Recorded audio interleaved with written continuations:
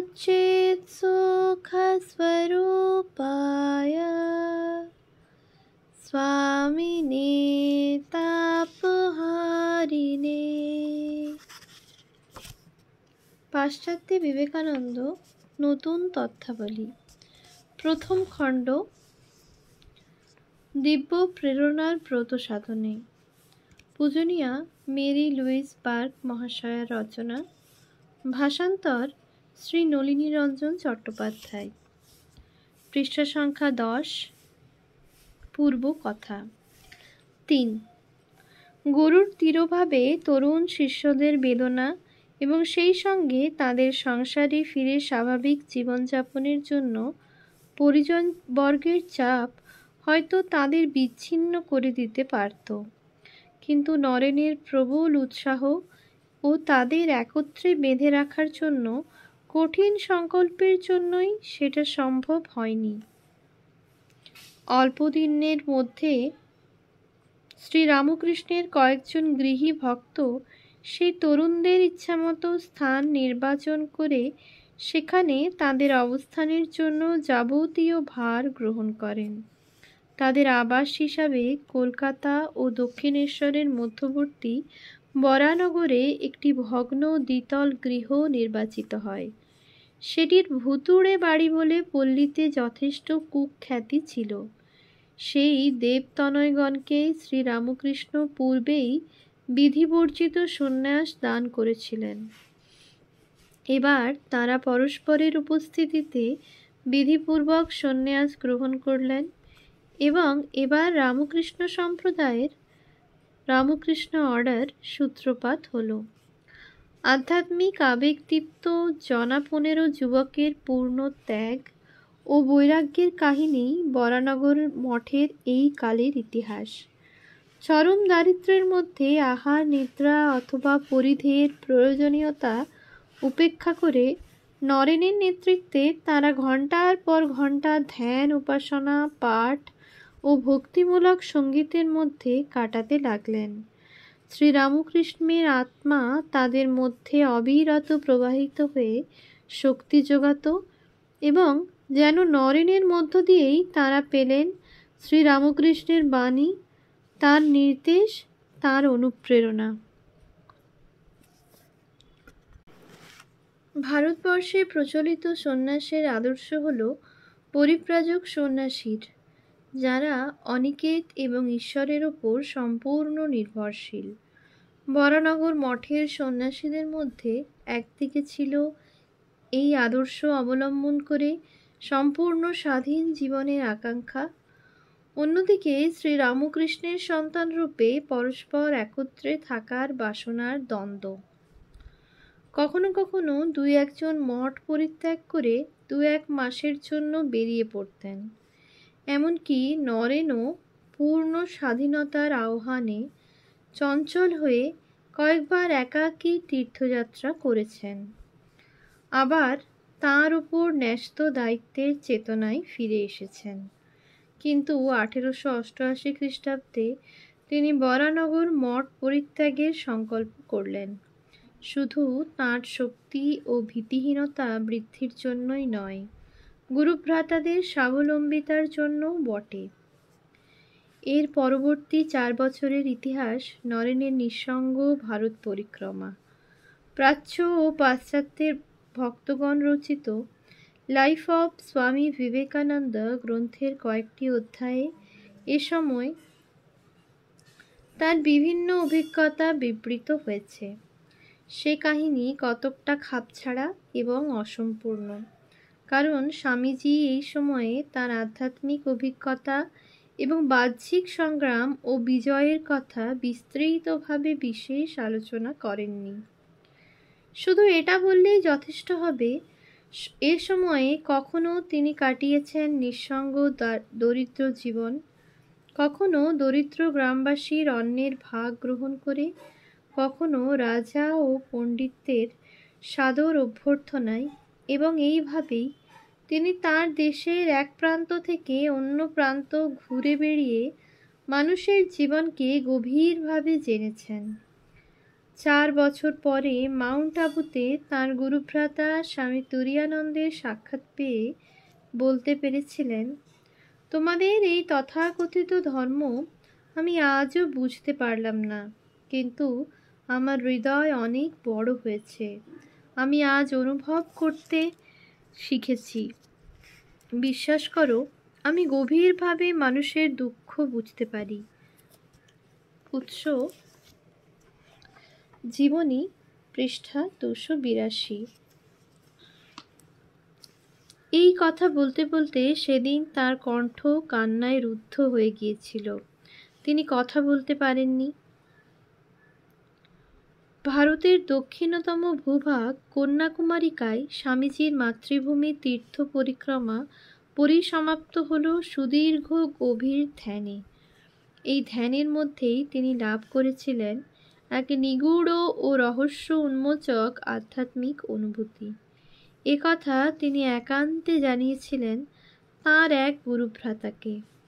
এই অভিজ্ঞতার প্রকৃত বিষয়বস্তু আমরা জানি না, তবে কন্যাকুমারিকার ভূভাগ থেকে সাঁতার কেটে শিলাখণ্ডের ওপর বসে যে চিন্তাটি তাঁর মনে উদিত হয়েছিল তার কথা স্বয়ং ব্যক্ত করেছেন।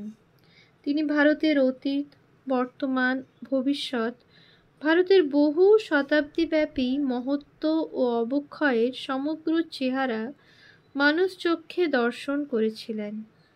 তিনি দেখেছিলেন ভারতের বর্তমান পতনের জন্য তার ধর্ম দায়ী নয়, পরন্তু ভারতীয় সত্তার প্রাণ, তার শ্বাসবায়ু যে প্রকৃত ধর্ম তা আজ কোথাও খুঁজে পাওয়া যায় না। তিনি বুঝেছিলেন ভারতের অতীত ঋষিদের সেই বিনষ্ট আধ্যাত্মিক ঐতিহ্যের পুনর্জাগরণের মধ্যেই নিহিত আছে ভবিষ্যৎ ভারতের আশা। ভারতের সমস্যার মূল এবং শাখা প্রশাখাগুলি নির্ণয় করে তাঁর পদদলিত দেশবাসীর জন্য বেদনার্ত হয়ে তিনি পরবর্তীকালে একটি পত্রে তাঁর পরিকল্পনার কথা জানিয়েছিলেন।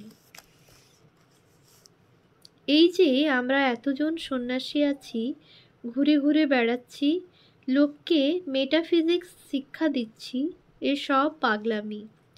খালি পেটে ধর্ম হয় না। গুরুদেব বলতেন না, ওই যে গরিবগুলো পশুর মতো জীবনযাপন করছে, তার কারণ মূর্খতা। পাজি বেটারা 4 যুগ ধরে ওদের রক্ত চুষে খেয়েছে আর 2 পা দিয়ে দোলেছে। মনে করো কতকগুলি নিঃস্বার্থ পরহিত চিকিৎসু সন্ন্যাসী যদি গ্রামে গ্রামে বিদ্যা বিতরণ করে বেড়ায়, নানা উপায়ে, নানা কথা, মানচিত্র, ক্যামেরা, গোলক ইত্যাদির সহায়ে আচণ্ডালের উন্নতিকল্পে বেড়ায়, তাহলে কালে মঙ্গল হতে পারে কি না? এ সমস্ত পরিকল্পনা আমি এইটুকু চিঠিতে লিখতে পারি না। ফল কথা, if the mountain does not come to Muhammad, Muhammad must go to the mountain. পর্বত যদি মোহাম্মদের কাছে না আসে, মোহাম্মদই যাবেন পর্বতের কাছে। গরিবরা এত গরিব যে তারা স্কুল পাঠশালায় আসতে পারে না, আর কবিতা টবিতা পড়ে তাদের কোনো উপকার নাই। We as a nation have lost our individuality, and that is the cause of all mischief in India. We have to give back to the nation its lost individuality and raise the masses. The Hindu, the Mohammedan, the Christian, all have trampled them underfoot. Again, the force to raise them must come from inside, that is, from the Orthodox Hindus. In every country, the evils exist not with, but against religion. Religion, therefore, is not to blame, but men.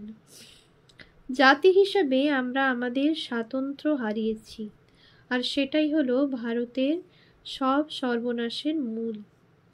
আমাদের আবার জাতিকে তার স্বকীয়তা ফিরিয়ে দিতে হবে আর সাধারণ মানুষকে উন্নীত করতে হবে। হিন্দু, মুসলমান, খ্রিস্টান সকলেই তাদের পায়ে দলেছে। তাদের পুনরুত্থানের জন্য নিয়োগ করতে হবে আভ্যন্তরীণ শক্তি, অর্থাৎ সনাতনপন্থী হিন্দুদের শক্তিকে।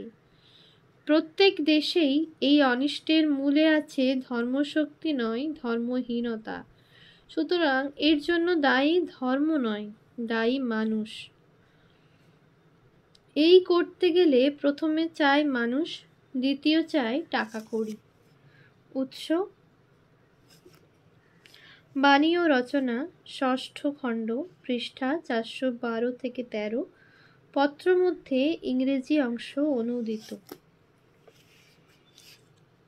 ভারতীয় সন্ন্যাসীর কার্যাবলীর আদর্শ সম্পর্কে এই চিন্তা বৈপ্লবিক এবং মঠ জীবনের এই নতুন লক্ষ্যের উপর ভিত্তি করেই পরে শ্রী রামকৃষ্ণ মঠ ও মিশনের প্রতিষ্ঠা। যতদূর জানা যায় 1892 খ্রিস্টাব্দের প্রথম দিকে স্বামীজি প্রথম জানতে পারেন পরের বছর শিকাগোতে বিশ্ব ধর্ম মহাসম্মেলনের শুরু হতে চলেছে। তার বন্ধু ও অনুগামীরা হিন্দু ধর্মের প্রতিনিধিত্ব করার জন্য তাকে সেই সম্মেলনে যোগদানের জন্য পীড়াপিড়ি করেন এবং তার পাথেয় ও অন্যান্য খরচ তুলে দেবার প্রস্তাব করেন। স্বামীজির নিজেরও আমেরিকা যাবার জন্য আকাঙ্ক্ষা জাগে, হিন্দুদের প্রতিনিধিত্ব করার জন্য ততখানি নয় যতখানি অর্থ সংগ্রহের জন্য, যে অর্থের দ্বারা তিনি তার পরিকল্পনাকে কার্যে রূপায়িত করতে পারবেন। অবশ্য 1893 এপ্রিলের আগে তিনি কোনো স্থির সিদ্ধান্তে পৌঁছতে পারেননি। সেই সময় তিনি প্রার্থনা করে নির্দেশ লাভ করেন, পরে এই সম্পর্কে উল্লেখ করেছেন দৈব নির্দেশ বলে। তার পরিকল্পিত যাত্রা যে ঈশ্বর অনুমোদিত সে সম্পর্কে তিনি সুনিশ্চিত হয়েছেন। যে বিবেকানন্দ সম্পর্কে শ্রী রামকৃষ্ণ একসময় বলেছিলেন, এমন দিন আসবে যখন ও আধ্যাত্মিক শক্তি ও বুদ্ধির জোরে সারা দুনিয়ার ভিত কাঁপিয়ে দেবে, তিনি 31 মে 1893 বোম্বাই থেকে জাহাজে উঠলেন আমেরিকার উদ্দেশ্যে। চীন ও জাপানে স্বল্প বিরতির পর 14 জুলাই ইয়োকোহামা ত্যাগ করে এস এমপ্রেস অফ ইন্ডিয়া জাহাজে প্রশান্ত মহাসাগর অতিক্রম করলেন। ওম শান্তি শান্তি শান্তি। হরি ওম তৎসৎ। শ্রীরামকৃষ্ণার্পণমস্তু।